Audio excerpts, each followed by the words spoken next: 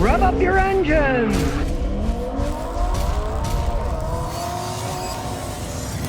Alright, now Hondas have been known to have automatic transmission problems. We're going to check this one out. The owner thinks he might have a transmission problem in this 2013 Accord because sometimes it does a little judder, and when he takes off, sometimes it's got a little motorboat hesitation, then it takes off. So the first thing we're going to do is look at anything logical under the hood.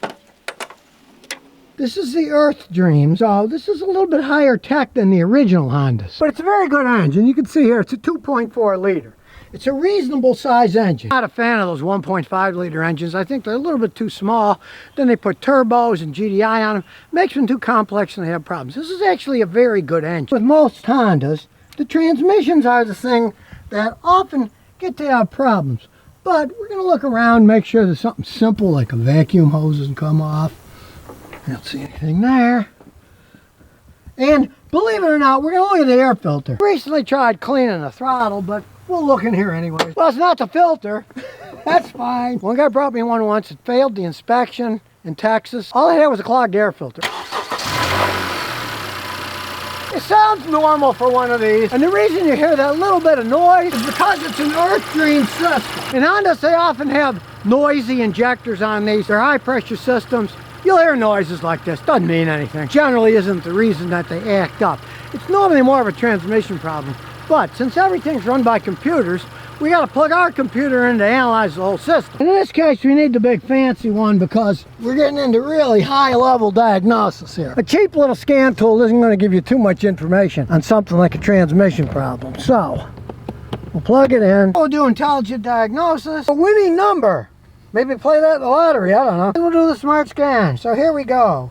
All these different systems, it's going to go through them all. It's got a PGMFI. That might not be a transmission problem after all. Fuel injection computer system has codes, but the automatic transmission doesn't have any. So let's check that out. Okay, it might not be the transmission because here's the codes. Alternator low voltage, communication error, no charging malfunction, charging system low voltage. Let's do the simple thing. We'll turn it off, unplug the scanner because you don't want any voltage drain. Time for another machine, the battery alternator tester. First, make sure these are tight. I've seen them loose cause the whole problem, entire problem with it, just because these are loose or corroded. But they're clean and they're not corroded. Now, if you notice one thing, this is what I hate about Honda. Look at the size of that battery, it's tiny. They deliberately put tiny batteries in the car. Compare that to my Matrix battery. I don't know why, but Honda has this thing about putting tiny batteries in. Tiny batteries, it's just cheaper to make them. Look how much bigger my battery is, and it's got a smaller engine than the Honda. It's an Interstate. I'm not an Interstate fan. They have a tendency of making cheaper batteries, so we're going to start by checking that. Like that, and like that. You always have to pay attention to your battery and charging system. Modern cars, everything is run by computers, including the transmission. You get low voltage. It can do all kinds of squirrely things to your car. Now, at least on the positive side, transmission data was all green, so it's showing that it doesn't see any problems in the transmission. We're going to check the battery and charging system. So we will go to battery tester. Battery health. Regular flooded. It's a regular flooded battery. Not seeing if there's any kind of a short. No floating electricity, so that's good. We'll go by cold cranking. And in this case, the cold cranking's hiding under there. Get my head in there, try to read it. I could get my eye down there and I could see 500. So, put it on 500. It's got a slide on it, and the slide is almost impossible to get where you want. 509, that's close enough. We'll see what it says. Battery life is only 47%. The actual starting current is only 350 cranking amps. It's supposed to be 500. So I would say replace the battery, but we're going to check the alternator too. As you can see, what does the machine say? It says replace the battery. Realize in a modern car, just because the battery starts the car doesn't mean it's still good. Now in this case, we get 2 for 1. It says the starting voltage is normal. That means the start is working okay. So, now it's checking the alternator diode ripple. That's totally normal. And in this case, the charging voltage is high. Now, if it was low, there's a problem. In this case, it's high. And you might think, why is it high? When your battery is that weak, it has to get more electricity from the alternator. Normally, a good battery will start your car, the alternator immediately recharges it quickly, and then it just goes about its thing running the car. But if you got a weak battery, it puts out too much power to keep charging a weak battery. So that makes total sense, because I noticed on my other machine that it said charging voltage was fine when it was running. I knew it was working. You got to replace the battery. When you saw the diode ripple, that was fine. If it would have had bad diode ripples, that can make it charge too much. But the diode test showed it was fine. So since the diode test said it's fine, overcharging means it's just a bad battery. It's weak. It has to be continually charged. It's like I had a friend back in the falls when I was a kid, and his father was a cheapskate. He'd never buy batteries in the winter. So he had 3 cars, he had 3 battery chargers. At night he'd plug them all in. He was too cheap to buy a battery.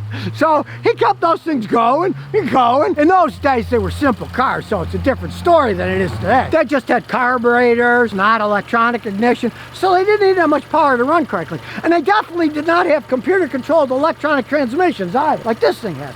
So in this case, the only thing this thing really needs is a new battery. Now, the owner of this car just informed me that he wished he had watched my videos earlier in his life, because when he bought this a few months ago, he also paid about $1,300 for an extended warranty, and then he finds out that every time he takes it somewhere, the guys say, well, your policy only pays $80 an hour labor, and most mechanics go anywhere from $120 to $180 an hour, and there's a $100 deductible for everything. Realize these extended warranties are often scams.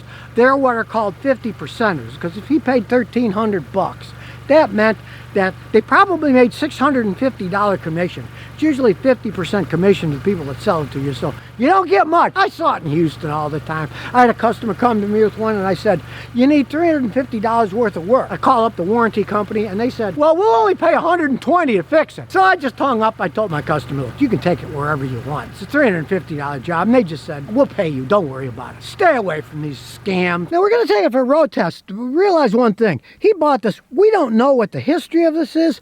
Have people fix things and not reset them. So what we're going to do is I'm going to use this new launch tool that I just got.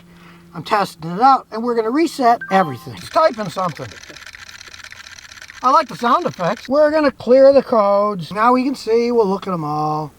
Okay, the codes are all gone. Now we can road test it. Now it's a nice riding Accord. I always like driving these cars around. We'll see what kind of a shifting it does, if it acts up for me, but we haven't changed the battery yet either. They're very luxurious cars. They're efficient engines, but they have a reasonable amount of power. So here we go on a drag strip. Now you hear those wheels started to spin and the traction control kicked in, but plenty of acceleration. On high speed, the transmission's going good. It's not particularly acting up. I roll the window up so there's less noise. Try to get it to act up. It's not particularly acting up now, but of course the computer's plugged in and any data that's weird will come out of it. They said it jolts when it gets around 10. Well, just slow down and see what happens. Coming up to the light, and I'll just slow down. We'll see if it's going to do it. Nobody's behind us, so we can go as slow as we want.